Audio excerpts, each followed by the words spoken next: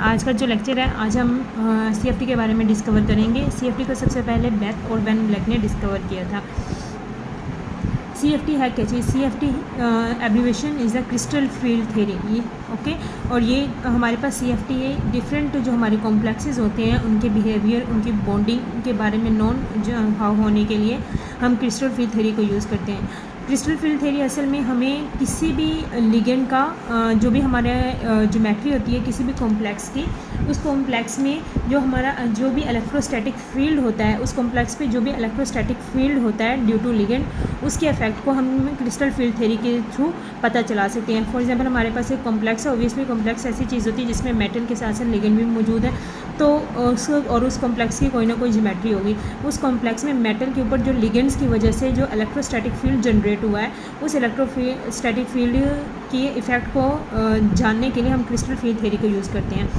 इसके अलावा crystal field theory के अकॉर्डिंग हम किसी भी लिगेंड का मेटल एटम के ऊपर जो इफेक्ट होता है उसको भी हम डिस्कस कर सकते हैं, स्टडी कर सकते हैं।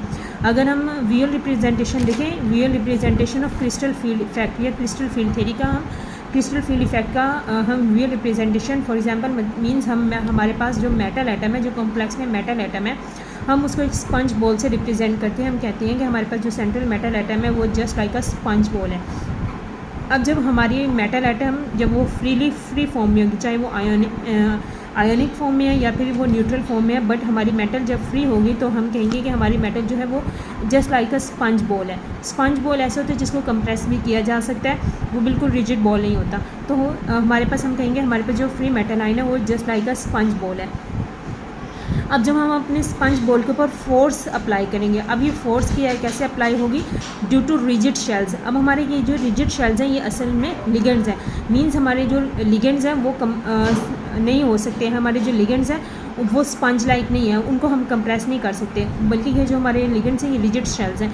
अब जब हम इन लिगेंड्स के अकॉर्डिंग, या आप यूँ कह लें इन रिजिड शेल्स के अकॉर्डिंग हम स्पंज बॉल पे जब फोर्स अप्लाई करेंगे, तो जहाँ जहाँ पे स्पंज बॉल पे फोर्स अप्लाई होगी वहाँ से हमारा जो स्पंज बॉल है वो अंदर इनवर्ट की तरफ मूव करना स्टार्ट हो जाएगा। और जब वो इनवर्ट मूव करेगा तो वहाँ पे ऑब्वियसली जब हम कंप्रेस करेंगे स्पंज बॉल को तो उसका वॉल्यूम डिक्रीज़ होना स्टार्ट हो जाएगा।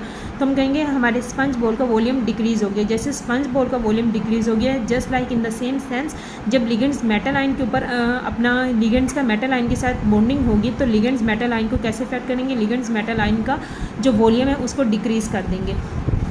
अगर हम हाइपोथेटिकली देखें तो हमारा हाइपोथेटिकल कॉम्प्लेक्स ऐसे होगा कि ये एक स्पंज है, मीन सेंटर में ये एक मेटल आयन है और बाहर से ये ऊपर रिजिड शेल्स आप यूँ कह लें, या फिर ये जो लिगेंड्स हैं ये हमारे मेटल को कंप्रेस कर रहे हैं, उसके ऊपर फोर्स अप्लाई करें। जहाँ जहाँ से फोर्स अप्लाई होगी वहीं से हमारा ये जो स्पंज बॉल या जो हमारी मेटल आयन है ये कंप्रेस होना स्टार्ट हो जाएगी।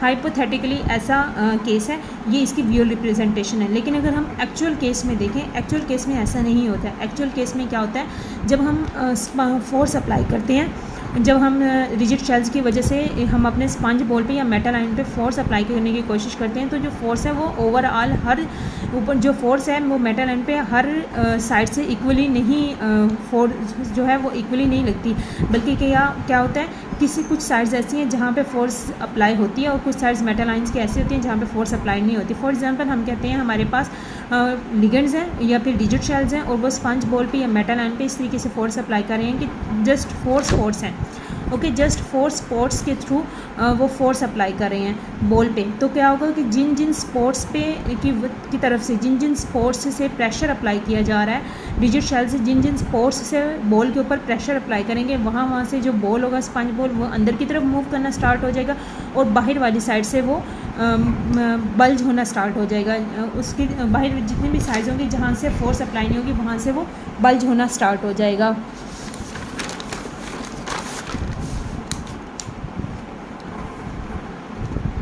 ये देखिए यहाँ पे इस तरीके से जहाँ जहाँ से फोर्स अप्लाई हो रही होगी वहाँ से ये जो स्पंज बॉल है ये यूँ अंदर की तरफ मूव करना स्टार्ट हो जाएगा और जहाँ से फोर्स नहीं होगी वहाँ पे ये जो स्पंज बॉल है ये इस तरीके से बाहर की तरफ बल्ज होना स्टार्ट हो जाएगा। जबकि ये पहले स्पंज बॉल बिल्कुल इस तरीके से स्फेरिकल था, अब इसकी शेप इस तरीके से हो गई, कहीं से अंदर मूव कर रही हो, कहीं से बाहर की तरफ बल्ज आउट हो गया।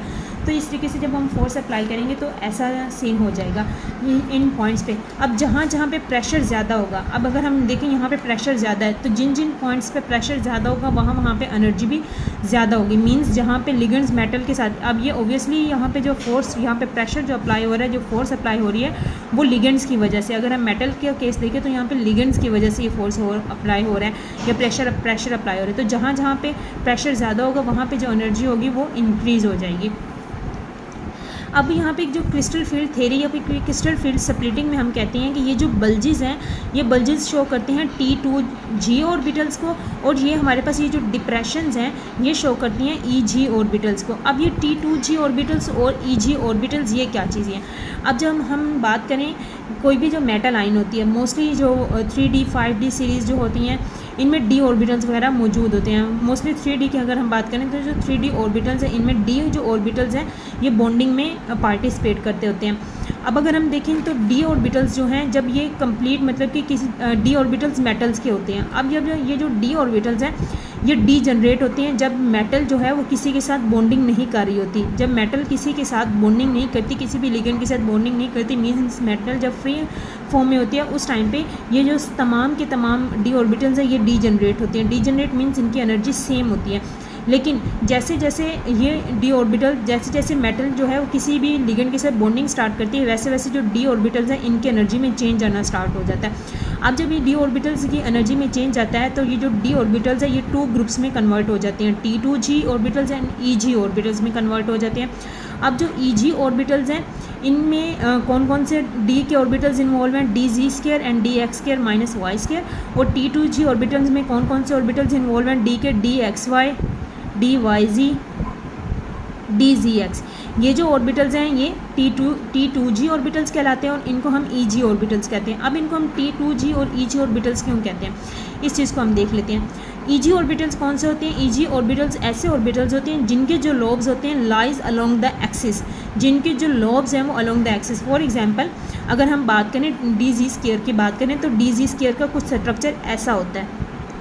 अगर हम DZ² की बात करें तो DZ² का जो स्ट्रक्चर होता है वो ऐसा होता है। ये हमारे पास DZ² है तो DZ² का ऐसा है, और इसमें इसके ये जो D² के जो लोब्स हैं ये कहाँ पे होते हैं? Along the axis. ये अलोंग द एक्सिस है, ये एक्सिस है और इस एक्सिस में ये लोब्स हैं, अलोंग द एक्सिस है, तो डेट्स वाई इनको हम EG ऑर्बिटल्स कहते हैं। और T2G ऑर्बिटल्स कौन से होते हैं? ये ऐसे ऑर्बिटल्स होते हैं जिनके जो लोब्स होते हैं वो बिटवीन एक्सिस होते हैं। बिटवीन एक्सिस किस तरीके से? जैसे हम बात कर लें DXY का अगर हम देखें तो इस तरीके से कुछ इसका स्ट्रक्चर होता है DXY का।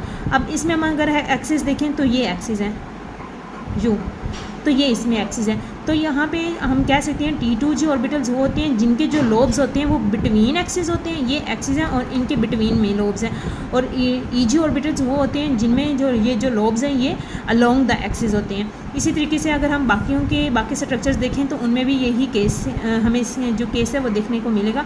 डेट्स वाई इनको हम EG और T2G ऑर्बिटल्स कहते हैं। अब हमारा EG और T2G ऑर्बिटल्स इनका कंसेप्ट क्लियर हो चुका है, हमें पता चल चुका है कि T2G ऑर्बिटल्स कौन से होते हैं और EG ऑर्बिटल्स कौन से होते हैं, T2G ऑर्बिटल्स कौन से होते हैं। अब हम देखते हैं क्रिस्टल फील्ड स्प्लिटिंग। अब क्रिस्टल फील्ड स्प्लिटिंग इसी को ही कहते हैं, जैसे जो चीज़ मैंने आपको पहले डिस्कस किया इसी को ही हम क्रिस्टल फील्ड स्प्लिटिंग कहते हैं कि जब हमारी जो मेटल होती है वो फ्री फॉर्म में होती है तो उस टाइम पे जो D ऑर्बिटल्स होते हैं वो डी जनरेट होते हैं, लेकिन जैसे जैसे लिगेंड अटैच होना स्टार्ट होते हैं मेटल के साथ वैसे वैसे जो D ऑर्बिटल्स हैं वो स्प्लिट हो जाते हैं, 2 पार्ट्स में 2 ग्रुप्स में डिवाइड हो जाते हैं, और इसी डिवीजन को ही हम क्रिस्टल फील्ड स्प्लिटिंग कहते हैं। Splitting of D orbitals into 2 groups, 2 groups कौन कौन से हैं? EG and T2G in the presence of ligands is called crystal field splitting. इसको हम क्रिस्टल फील्ड स्प्लिटिंग कहते होते हैं। और यही जो क्रिस्टल फील्ड स्प्लिटिंग है यही बेस है क्रिस्टल फील्ड थ्योरी की।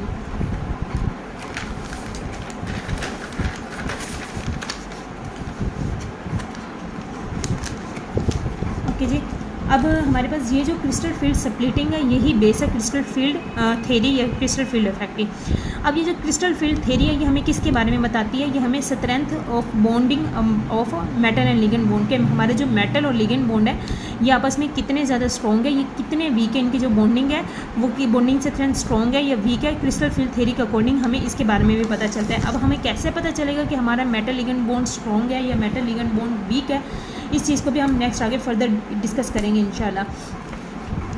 अब क्या होता है कि ये जो हमारे पास मेटल और लिगेंड बॉन्ड की जो मेटल और लिगेंड बॉन्ड में ये जो स्ट्रेंथ होती है, इसके अकॉर्डिंग किसी भी कॉम्प्लेक्स की जो मैग्नेटिक प्रॉपर्टीज़ हैं वो चेंज होती रहती हैं। अगर तो फॉर एग्जांपल हमारे पास एक मेटल है आयरन, हम कहते हैं कि इस मेटल के आयरन के साथ अगर ये कार्बोनाइल ने बॉन्डिंग की हुई है तो इस बेस पे हमारा ये जो कॉम्प्लेक्स बनेगा इसकी प्रॉपर्टीज़ मैग्नेटिक प्रॉपर्टीज़ और होंगी। ओके, क्योंकि ये जो मेटल और इसमें ये जो लिगेंड है इनका जो बॉन्ड है ये स्ट्रॉन्ग होगा। लेकिन अगर हम कहें कि हमारे पास आयरन है और आयरन के साथ हम क्लोरीन जो क्लोरो ग्रुप है इसने बॉन्डिंग की हुई है, तो इस केस में इनके जो मेटल और लिगेंड का बॉन्ड वीक होगा और इस केस में मैग्नेटिक प्रॉपर्टीज़ चेंज हो जाएंगी। तो ये जो मेटल और लिगेंड की बॉन्ड स्ट्रेंथ है ये हमें बताती है कि हमारी किसी भी कॉम्प्लेक्स की मैग्नेटिक प्रॉपर्टीज़ कैसे होंगी। हालांकि यहाँ पे भी मेटल आयरन है, यहाँ पे भी मेटल आयरन है, लेकिन यहाँ पे मैग्नेटिक प्रॉपर्टीज़ फिर भी चेंज हो रही है और मैग्नेटिक प्रॉपर्टीज़ के साथ साथ कॉम्प्लेक्स का जो कलर होगा वो भी चेंज होगा। अगर हम कंसीडर करें कि हमारे पास ये जो लिगेंड्स हैं ये पॉइंट आइंस हैं। पॉइंट आइंस मीन्स अब यूँ कहने कि हमारे पास एक लिगेंड्स हैं, ये पॉइंट आइंस हैं, जो हमारे चार्जेस हैं, आइंस जो हैं वो पॉइंट चार्जेस हैं। तो जैसे हम कूलम्स फोर्स देखते हैं, कूलम्स फोर्स हमें क्या कहती है कि टू चार्जेस और उनका जो two charges are directly proportional to Coulomb's force and inversely proportional to the distance between the two charges. Means जो कूलम्स फोर्स है वो 2 पॉइंट चार्जेस के डायरेक्ट प्रोपोर्शन है और डिस्टेंस उनका जो है बिटवीन द डिस्टेंस उनके इन्वर्स प्रोपोर्शन है।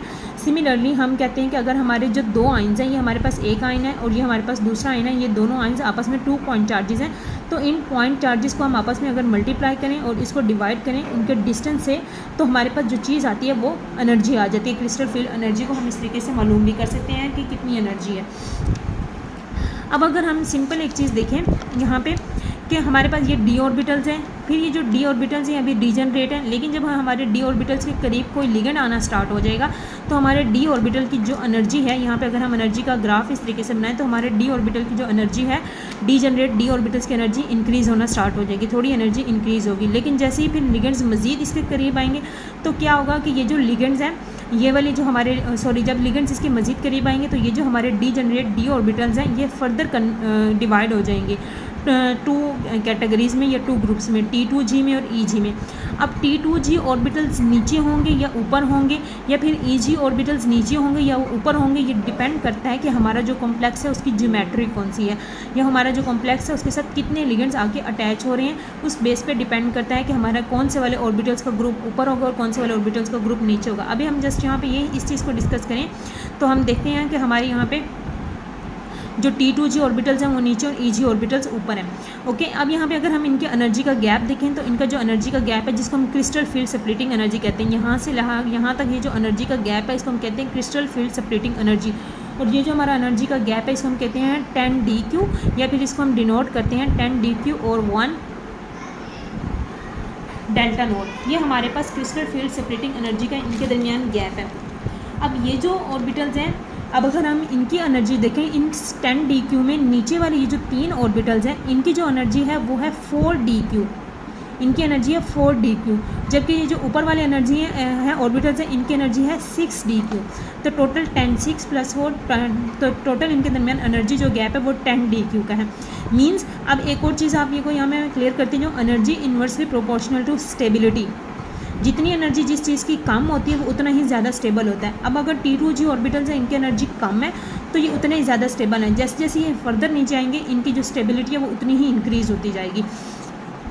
अब यहाँ पे जो क्रिस्टल फील्ड सेपरेटिंग एनर्जी है ये डायरेक्टली प्रोपोर्शनल है स्ट्रेंथ ऑफ लिगेंड के, हमारे जो लिगेंड है उनकी लिगेंड्स की जो हमारी स्ट्रेंथ कितनी ज़्यादा, जितनी ज़्यादा स्ट्रेंथ होंगी वैसे वैसे ये जो एनर्जी का गैप है ये इंक्रीज़ होता जाएगा। एनर्जी का ये वाला जो गैप है ये इंक्रीज़ होता जाएगा। जैसे भी मैंने बताया ये स्ट्रेंथ ऑफ लिगेंड पे डिपेंड करते हैं और हमारी ज्योमेट्री ऑफ कॉम्प्लेक्सेस पे डिपेंड करते हैं। इसके अलावा अगर हम कहें कि जो हमारी ये जो एनर्जी का गैप है ये ऑक्सीडेशन स्टेट पे भी डिपेंड करता है कि हमारा जो लिगेंड है उसकी ऑक्सीडेशन स्टेट क्या है, और उसके साथ साथ ये साइज़ पे भी डिपेंड करता है कि ये जो यहाँ पे जो एनर्जी की स्प्लिटिंग है, एनर्जी की ये जो स्प्लिटिंग है, ये जो एनर्जी गैप है ये साथ साथ साइज़ पे भी डिपेंड करता है। अगर किसी भी लिगेंड का साइज़ जितना स्मॉल होगा उतनी उसमें स्प्लिटिंग ज़्यादा होगी, और जितना साइज़ ज़्यादा होगा उसमें उतनी स्प्लिटिंग कम होगी।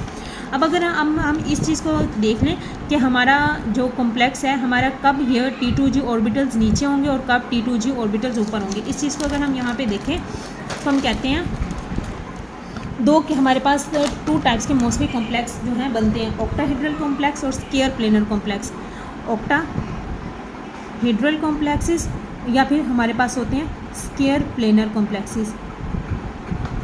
2 टाइप्स के कॉम्प्लेक्सेस होते हैं। ऑक्टाहेड्रल कॉम्प्लेक्सेस ऐसे कॉम्प्लेक्सेस होते हैं जिसमें मेटल के साथ लिगेंड के 6 लिगेंड्स अटैच होते हैं। ऐसे जो कॉम्प्लेक्सेस होते हैं उनको हम ऑक्टाहेड्रल कॉम्प्लेक्सेस कहते हैं। और स्क्वायर प्लेनर कॉम्प्लेक्सेस वो होते हैं जिनमें मेटल के साथ टोटल 4 लिगेंड्स अटैच होते हैं, इनको हम स्क्वायर प्लेनर कॉम्प्लेक्सेस कहते हैं। ऑक्टाहेड्रल जो कॉम्प्लेक्सेस हैं, अगर हम इनकी ज्योमेट्री देखें तो इनकी ज्योमेट्री कुछ इस तरीके से होती है। सेंटर में मेटल होता है, इधर से भी अटैच है लिगेंड, इधर से भी अटैच है, इधर से भी अटैच है, इधर से भी, इधर से भी और इधर से भी। इस तरीके से 4 साइड से लिगेंड्स अटैच होते हैं। जबकि जो हमारे पास अगर हम बात करें स्क्वायर प्लेनर कॉम्प्लेक्सेस की, तो इसमें जस्ट 4 साइड से लिगेंड्स इस तरीके से अटैच होते हैं। जो हमारे लिगेंड्स जो हैं ये अटैच होते हैं। ओके, यहाँ पे भी लिगेंड्स होते हैं। अब क्या है कि जब हम इसमें देखें जो ऑक्टाहेड्रल कॉम्प्लेक्सेस होती हैं, ऑक्टाहेड्रल कॉम्प्लेक्सेस में एक और चीज़ यहाँ पे ये जो हमारे लोब्स हैं ये इस तरीके से बिटवीन एक्सिस होंगे, और जबकि यहाँ पे ये वाले यहाँ पे जो लोब्स होंगे वो अलोंग द एक्सिस होंगे। इस तरीके से हमारे जो इस तरीके से होंगे, अलोंग द एक्सिस होंगे। तो अगर हम इस चीज़ को देखें, यहाँ पे ये बिटवीन एक्सिस, यहाँ पे जो भी हमारा लोब बनेगा, यहाँ पे जो भी हमारा लोब बनेगा वो अलोंग एक्सिस होगा, जबकि यहाँ पे हमारे जो भी लोब्स बनेंगे वो बिटवीन एक्सिस होंगे। अब अगर हम इस चीज़ को देखें, फर्स्ट ये हमें पता है ये ईजी ऑर्बिटल्स हैं और ये हमारे पास T2G ऑर्बिटल्स हैं। अब अगर हम यहाँ पे देखें ऑक्टाहेड्रल कॉम्प्लेक्सेस में जो लिगेंड्स होते हैं, जो हमारे लिगेंड्स होते हैं वो क्या करते हैं कि जहाँ पे जो लिगेंड्स होते हैं वो ईजी ऑर्बिटल्स लिगेंड्स जो होते हैं इन ईजी ऑर्बिटल्स से वो रिपेल होते हैं। मींस यहाँ पे मेटल के ऊपर इलेक्ट्रॉन की डेंसिटी है, ये यहाँ पे ऑब्वियसली ये जो लोब्स हैं ये मेटल के लोब्स हैं। अब ये मेटल के लोब्स हैं, ये मेटल के डी ऑर्बिटल्स हैं, तो ऑब्वियसली यहाँ पे इलेक्ट्रॉन्स मौजूद होंगे। तो ये वाले जो इलेक्ट्रॉन्स हैं ये मेटल के इलेक्ट्रॉन्स की वजह से इनमें रिपल्शन क्रिएट हो जाती है। मींस ये यहाँ पे लिगेंड के भी इलेक्ट्रॉन्स यहाँ पे लिगेंड आ रहे हैं नीचे मेटल के साथ बॉन्डिंग करने के लिए, और यहाँ पे मेटल के जो अलोंग द एक्सिस लोब मौजूद हैं इनके अंदर जो इलेक्ट्रॉन्स होंगे इन दोनों के आपस में रिपल्शन हो जाएगी। लिगेंड्स के इलेक्ट्रॉन और इस लोब में मौजूद मेटल के इलेक्ट्रॉन्स जो होंगे इनके आपस में रिपल्शन होगी, और ये रिपल्शन ज़्यादा होगी। जितनी ज़्यादा ये रिपल्शन स्ट्रॉन्ग होती जाएगी वैसे वैसे जो ईजी ऑर्बिटल हैं वो दूर होते जाएंगे। अगर हम यहाँ पर बात करें, हमारे पास ये 5 डीजनरेट ऑर्बिटल्स मौजूद हैं। फिर क्या हुआ कि इनकी एनर्जी कुछ इंक्रीज़ हो गई, ये अभी भी डीजनरेट ऑर्बिटल्स हैं। और जब इनके करीब लिगेंड्स आए, तो लिगेंड जब इनके करीब आए वैसे वैसे क्या हुआ, इस तरीके से होगा। जब लिगेंड्स इनके करीब आएंगे तो क्या होगा कि अब चूँकि ये जो ईजी ऑर्बिटल्स हैं ये अलोंग द एक्सिस हैं, और हमें पता है कि 2 ही ईजी ऑर्बिटल्स हैं, डी है Z² और DX² - Y²।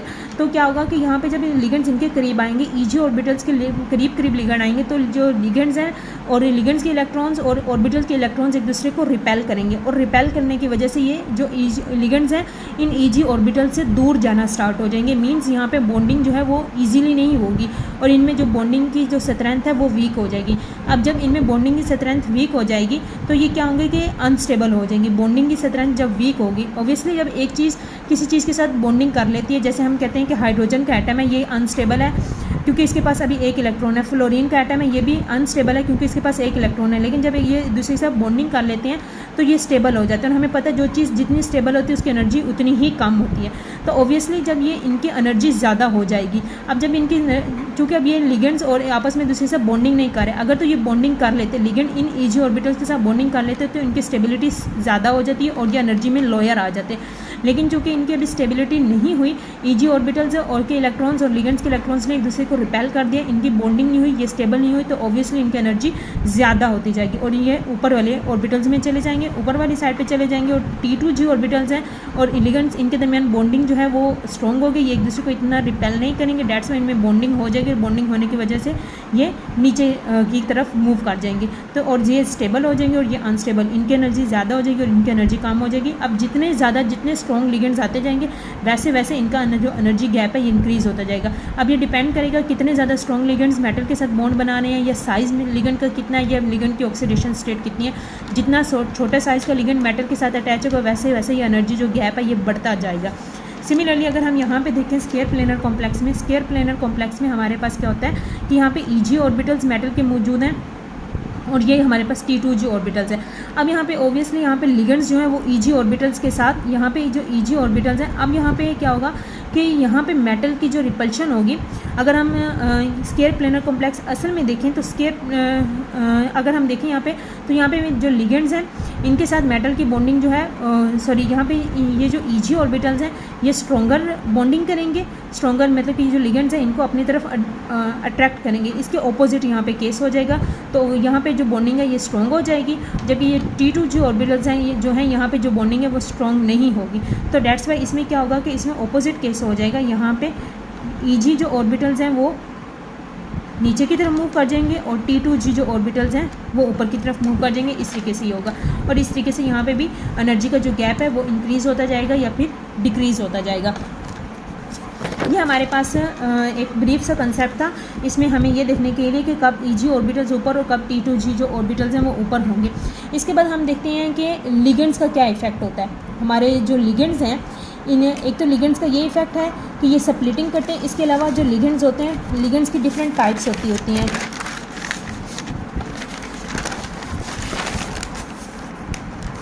अब अगर हम कॉम्प्लेक्स को भी हम अपना कॉम्प्लेक्स देखें, हमारे कॉम्प्लेक्स में 2 टाइप्स के लिगेंड्स होते हैं, स्ट्रॉन्ग फील्ड लिगेंड्स और weak field ligands. Strong field ligands कौन से वाले लिगेंड्स होते हैं?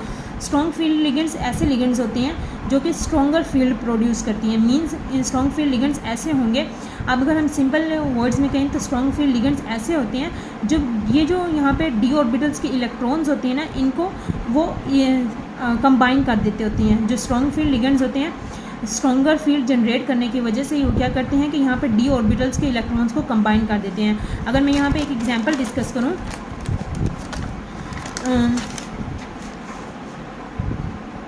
FeCO6 या हम सिंपल डिस्कस कर लेते हैं NiCO4। अगर हम इसको देखें तो इसमें क्या है, इन दोनों को देखें, इनमें ये जो है ये स्ट्रॉन्ग फील्ड लिगेंड्स हैं। अब ये स्ट्रॉन्ग फील्ड लिगेंड्स आयरन में टोटल 26 इलेक्ट्रॉन्स होते हैं। मींस इनके जो डी ऑर्बिटल्स हैं, डी ऑर्बिटल्स में टोटल 1 2 3 4 5 6। ओके, अब ये जो आयरन है, आयरन में टोटल 6 इलेक्ट्रॉन्स मौजूद होते हैं। यहाँ पे आयरन में टोटल 6 इलेक्ट्रॉन्स हैं। अब चूँकि ये जो स्ट्रॉन्ग फील्ड लिगेंड है, स्ट्रॉन्ग फील्ड लिगेंड वो लिगेंड्स होते हैं जो मेटल के साथ स्ट्रॉन्ग बॉन्ड बनाते हैं, उनको हम स्ट्रॉन्ग फील्ड लिगेंड्स कहेंगे। अब ये चूँकि इनमें जो स्ट्रॉन्ग बॉन्ड है ये उसी टाइम बनेगा, मेटल के इनके साथ स्ट्रॉन्ग बॉन्ड उसी टाइम बनेगा इन लिगेंड्स का, जब क्या होगा कि ये जो लिगेंड्स हैं इनको कोई ना कोई डी ऑर्बिटल भी मिल जाएगा बॉन्डिंग के लिए। जब इनको कोई ना कोई डी ऑर्बिटल भी बॉन्डिंग के लिए मिल जाएगा तो इस केस में इनकी मेटल के साथ बॉन्डिंग स्ट्रॉन्ग हो जाएगी, और जब इनकी बॉन्डिंग स्ट्रॉन्ग होगी तो इनका जो लिगेंड है, ये ऐसे जो लिगेंड्स होंगे उनको हम स्ट्रॉन्ग फील्ड लिगेंड्स कहेंगे। अब इनको स्ट्रॉन्ग फील्ड लिगेंड्स, अब ये जो है ये अपने आप, या जब इन्होंने मेटल के साथ स्ट्रॉन्ग बॉन्डिंग करनी है, स्ट्रॉन्ग बॉन्डिंग करने के लिए ऑब्वियसली इन्हें डी ऑर्बिटल्स खाली चाहिए, लेकिन यहाँ पे तो भी कोई भी जो डी ऑर्बिटल है वो एम्प्टी नहीं है। अब ये लिगेंड्स क्या करेंगे, ये डी ऑर्बिटल्स को एम्प्टी करवाएंगे। कैसे? क्योंकि चूँकि ये स्ट्रॉन्ग फील्ड है, ये क्या करेंगे, इन ये वाले जो इलेक्ट्रॉन्स हैं इनको रिपेल कर देंगे या पुश कर देंगे बैकवर्ड। अब मीन्स ये पार्शली फील्ड है, यहाँ से ये एक इधर आ जाएगा कंप्लीट फील्ड, ये भी पार्शली फील्ड है, एक इलेक्ट्रॉन यहाँ से आ जाएगा, ये कंप्लीट फील्ड हो जाएंगे। अब इन स्ट्रॉन्ग फील्ड लिगेंड्स ने इन्होंने अपनी ग्रेटर स्ट्रेंथ की वजह से, इन्होंने अपनी मोर स्ट्रेंथ की वजह से क्या किया कि इलेक्ट्रॉन्स को इस तरीके से पेयर अप कर दिया। पेयर अप करवा के इन्होंने अपने लिए 2 ऑर्बिटल्स फ्री करवा लिए, 2 ऑर्बिटल्स ये। अब अगर हम यहाँ पे देखें तो यहाँ पे क्या होगा कि ये जो स्ट्रॉन्ग फील्ड लिगेंड्स हैं इन्होंने डी ऑर्बिटल्स को, ये जो इलेक्ट्रॉन्स हैं इनको पेयर अप कर दिया, उन्होंने अपने लिए 2 डी ऑर्बिटल्स एम्प्टी करवा लिए। अब टोटल ये 6 लिगेंड्स हैं, तो ऑब्वियसली इनको 4 ऑर्बिटल्स चाहिए बॉन्डिंग के लिए मेटल के साथ। तो 2 ऑर्बिटल्स ये हो गए, 3 orbitals, 1 orbital of 4s and 3 orbitals of, इस तरीके से। मीन्स ये हमारे पास हो जाएगी D2sp3 बॉन्डिंग हो जाएगी। इसको हम D2sp3 बॉन्डिंग कहेंगे। ये हमारे पास एक 4s का कॉम्प्लेक्स होगा और ये हमारे पास आगे 4p सॉरी हमारे पास 4p के 3 ऑर्बिटल्स होंगे, एक 4s का ऑर्बिटल होगा। तो इस तरीके से इनके दरमियान बॉन्डिंग हो जाएगी। या अब ये क्या है कि ये जो अब यहाँ से हमें क्लियर हो गया स्ट्रॉन्ग फील्ड लिगेंड्स कौन से होते हैं। स्ट्रॉन्ग फील्ड लिगेंड्स अब हम इस चीज़ को देख लेते हैं, इस कंसेप्ट को हम अपने स्ट्रॉन्ग फील्ड के कंसेप्ट को फर्दर क्लियर कर लेते हैं। स्ट्रॉन्ग फील्ड लिगेंड्स कौन से वाले लिगेंड्स हैं विच प्रोड्यूस स्ट्रॉन्गर फील्ड। हमें पता चल गया कि स्ट्रॉन्ग फील्ड कैसे प्रोड्यूस करते हैं, क्योंकि ये इनकी जो स्ट्रेंथ होती है ये ज़्यादा होती है, इस वजह से ये जो लिगेंड्स हैं उनके साथ सॉरी जो मेटल है उसके साथ स्ट्रॉन्ग बॉन्ड बनाते हैं और स्ट्रॉन्ग बॉन्ड बनाने के लिए इलेक्ट्रॉन्स को पेयर अप कर देते हैं। काज स्प्लिटिंग ऑफ डी ऑर्बिटल्स, ये क्या करते हैं कि डी ऑर्बिटल्स की स्प्लिटिंग ज़्यादा कर देते हैं। डी ऑर्बिटल्स की ऑब्वियसली स्प्लिटिंग इस तरीके से ज़्यादा कर देते हैं। अब चाहे जैसे मैंने अभी बात की है FeCO6 की मैंने बात की, मैंने इस कॉम्प्लेक्स की बात की, तो मैंने यहाँ पे बताया था आपको कि आयरन के पास 6 total outer most D orbital में इलेक्ट्रॉन होते हैं, 2 इसमें, एक इसमें, एक इसमें, एक इसमें और एक इसमें। ओके, लेकिन यहाँ पे क्या है कि जब इनके दरमियान ये जो स्ट्रॉन्ग फील्ड लिगेंड्स होंगे ये क्या करेंगे Eg और T2G के दरमियान जो स्प्लिटिंग है वो ज़्यादा कर देंगे। जितनी इनमें स्प्लिटिंग ज़्यादा होगी तो इलेक्ट्रॉन्स यहीं पे ही रिसाइड करेंगे। 2 इलेक्ट्रॉन्स ये वाले भी यहीं पे आ जाएंगे, ये जो 2 इलेक्ट्रॉन्स होंगे ये भी कंबाइन होकर यहीं पे आ जाएंगे और ये वाले जो 2 इलेक्ट्रॉन्स हैं ये भी कंबाइन होकर यहीं पे ही आ जाएंगे। तो अगर इनके दरमियान एनर्जी का कम होता तो ऑब्वियसली यहाँ पे ये जो इलेक्ट्रॉन्स हैं ये इस तरीके से पेयर अप ना होते, बल्कि इसी तरीके से इलेक्ट्रॉन्स यहाँ पे भी आ जाते, अनपेयर फॉर्म में यहाँ पे भी आ जाते। लेकिन चूँकि स्ट्रॉन्ग फील्ड लिगेंड्स क्या कर देते हैं, इनके दरमियान एनर्जी को जो गैप है उसको इंक्रीज़ कर देते हैं। जितना इनके दरमियान एनर्जी का गैप इंक्रीज़ होगा तो ये जो इलेक्ट्रॉन्स है इतनी इनकी जो पेयरिंग है ये इस तरीके से ज़्यादा होती जाएगी, इलेक्ट्रॉन्स जो है ये पेयर अप होते जाएंगे।